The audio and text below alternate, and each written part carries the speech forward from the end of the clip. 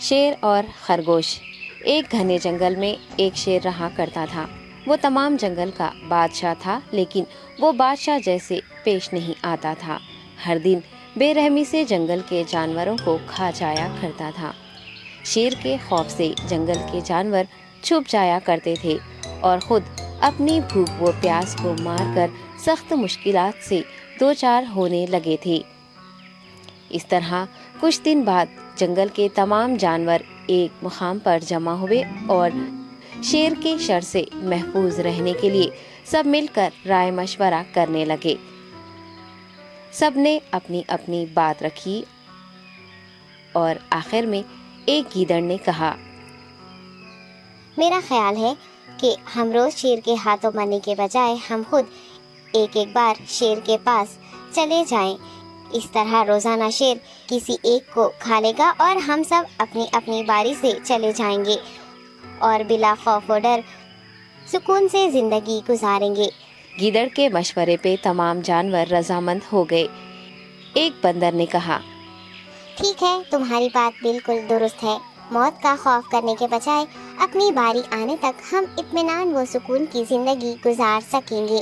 جانوروں کی بات چیت مکمل ہونے کے بعد خود گیدڑ نے شیر کے پاس جا کر یہ ساری بات بتائی۔ گیدڑ کی باتیں سننے کے بعد شیر نے کہا، میں بادشاہ ہوں، اس لیے تم سب کی بات مان رہا ہوں، لیکن ایک بات غور سے سن لو۔ اگر کسی دن مجھے جانور ملنے میں تاخیر ہو جائے تو میں خاموش نہیں بیٹھوں گا اور دوبارہ تم سب پر حملہ کرنا شروع کروں گا۔ شیر نے بڑے غصے سے یہ سب کہا۔ شیر کی باتیں سن کر گیدڑ نے سر ہلاتے ہوئے حامی بھر دی اور وہاں سے چلا گیا۔ اس دن کے بعد ایک ایک جانور بلا ناغہ اپنی اپنی باری کے مطابق شیر کے پاس جانے لگے اور شیر سکون سے اپنے پاس آنے والے جانوروں کو مار کر اپنی بھوک مٹانے لگا۔ یہ معاملہ ایسے ہی چل رہا تھا اور ایک دن شیر کے پاس جانے کی باری ایک خرگوش کی آئی۔ وہ خرگوش بہت ہی ہوشیار تھا۔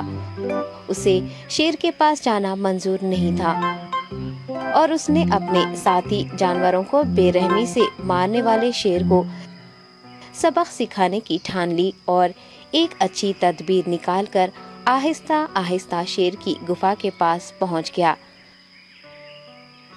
تاخیر ہو جانے سے شیر کافی غصے میں تھا اور خرگوش کو دیکھ کر غصے سے کہنے لگا، میں نے تم سب کو پہلے ہی کہہ دیا تھا، دیر ہو جائے تو میں خاموش نہیں بیٹھوں گا۔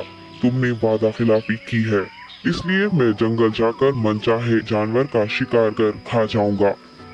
تب خرگوش نے شیر سے کہا، معاف کر دیجیے بادشاہ سلامت، غلطی ہو گئی اور اس کا ایک واجب سبب ہے۔ اطمینان رکھیے، میں بیان کرتا ہوں، آپ سنیے اور اس کے بعد آپ آرام سے مجھے مار کر کھا لیں۔ شیر نے پھر غصے سے کہا، وہ کیا بات ہے، جلدی بتاؤ۔ خرگوش نے کہا، بادشاہ سلامت، میں آپ کے پاس آ رہا تھا اور راستے میں مجھے ایک شیر مل گیا اور مجھے مارنے کے لیے آگے بڑھنے لگا۔ میں نے آپ کی بہادری کی بات اس شیر کے سامنے رکھی، لیکن وہ شیر آپ کے بارے میں بہت برا بھلا کہنے لگا۔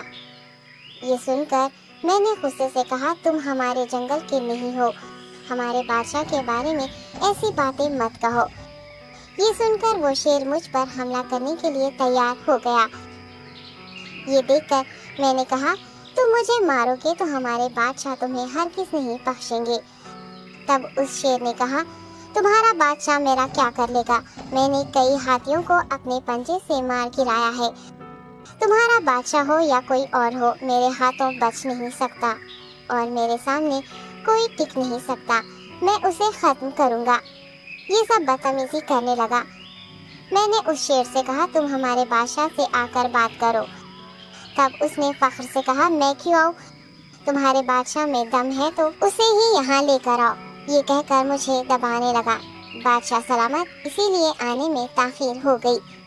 یہ سنتے ہی شیر غصے سے کہنے لگا، چلو ابھی چلتے ہیں، اسے ختم کر دوں گا۔ یہ سننے کے بعد خرگوش نے شیر کو جنگل کے درمیان موجود ایک کنویں کے پاس لے گیا۔ خرگوش نے کہا، بادشاہ اس کے اندر دیکھیے، وہ وہاں آپ کا بے صبری سے انتظار کر رہا ہے، آپ اسے اچھا سبق سکھائیے۔ شیر غصے سے فوراً کنویں میں جھانکنے لگا اور زور سے دہاڑنے لگا۔ تب دوسری جانب سے بھی دوسرا شیر دہاڑتا ہوا محسوس ہونے